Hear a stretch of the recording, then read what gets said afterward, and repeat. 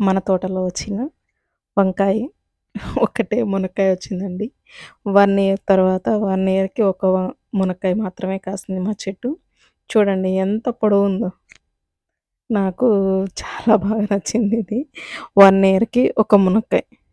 అందుకోసమని చెప్పి దీన్ని సెపరేట్‌గా సాంబార్ చేద్దాం కదా అని చెప్పి తెచ్చాను. మనకి సాంబార్‌కి ఒక చిన్న పౌడర్ చేసుకున్నామంటే సాంబార్ చాలా రుచిగా ఉంటుందండి. చూద్దామా?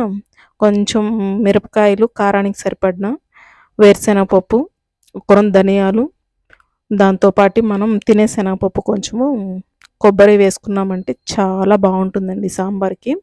ఒక తెల్లగడ్డ వేసుకొని మిక్సీ పట్టుకున్నామంటే మంచిగా ఫైన్‌గా పేస్ట్ అవుతుంది. మనం వీటిని దోరగా వేయించుకొని మిక్సీకి వేసుకొని పొడి చేసేసుకున్నామంటే మనకి సాంబార్ పొడి రెడీ అయిపోతుందండి. మొన్న ఒక వీడియోలో నేను ఒక పక్షిని గురించి పెట్టాను షార్ట్ వీడియోలో. మా మిద్దె తోట వాచ్‌మెన్ అని. దానికి ఒకరు కామెంట్ పెట్టారండి. అంటే నేమ్ తెలిస్తే చెప్పండి అని చెప్పాను కదా! దానికి ఒకరు కామెంట్ పెట్టారు. గిలక డేగ అంటండి. గిలక డేగ దాని పేరు. మీరు ఒకసారి షార్ట్స్‌లోకి వెళ్ళి చూడండి. గిలక డేగ. ఆ పక్షి పేరు గిలక డేగ. మనం కొంచెం తిరగమాత పెట్టేసుకొని మన ఇంట్లో వచ్చిన కరివేపాకుని వేసేసుకున్నాను. ఈ కుక్కర్ గురించి చెప్పాలండి మీకు. ఇది కొత్తగా తీసుకున్నాను. 1800 ఎంతో పడింది. ప్రెస్టీజ్‌లో తీసుకున్నానండి. ప్రెస్టీజ్‌లో 1800 పడ్డది రేటు. ఇది మనం పొంగినా కానీ పోదండి. టమాటాలు వేసుకున్న వెంటనే కొంచెం మనం ఉప్పు వేసుకున్నామంటే టమాటాలు తొందరగా మగ్గిపోతాయండి.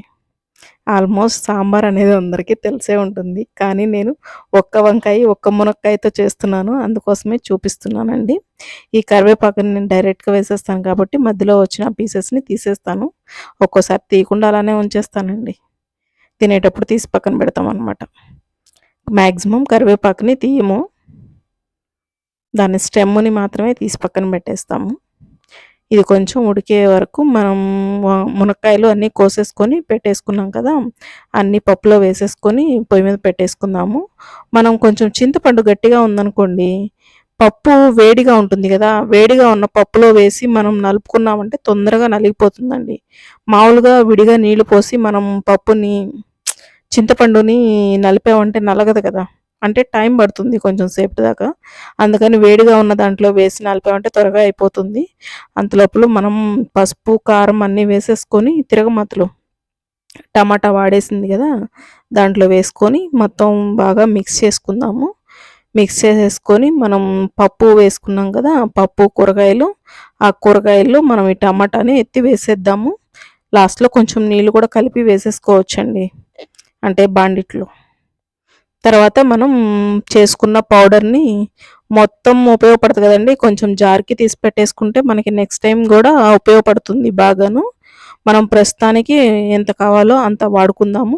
దాంతో పాటి కొంచెం బెల్లం వేసుకున్నామంటే మనకి సాంబార్ చాలా బావుంటుందండి. వేడి వేడిగా ఇడ్లీ చేసుకున్నామంటే ఇంకా అద్దిరిపోతుందసలు. వేడి ఇడ్లీలోకి ఈ సాంబార్ వేసుకొని తింటే చాలా బావుంటుంది. అన్నంలోకి తిన్నా బానే ఉంటుంది. కాపోతే అన్నంలో కొంచెం స్వీట్‌నెస్ తెలుస్తోంది. ఇడ్లీలో కూడా తెలుస్తుంది. కానీ తినడానికి కమ్మగా ఉంటదండి ఇడ్లీలో. నాకు ఇడ్లీలోకి సాంబార్ చాలా బా నచ్చుతుంది. అన్నంలోకి కొంచెం సోసం. అంటే దీంట్లోకి మంచిగా వడియాలుంటే సూపర్‌గా ఉంటుంది. వడియాలు గానీ, అప్పడాలు గానీ, కాకరకాయ తాలింపు ఉంటే ఉంటుందండి. చాలా బావుంటుంది. చూస్తూనే ఉండండి ట్రెండింగ్ సురేఖ. ఇలాంటి వంటలు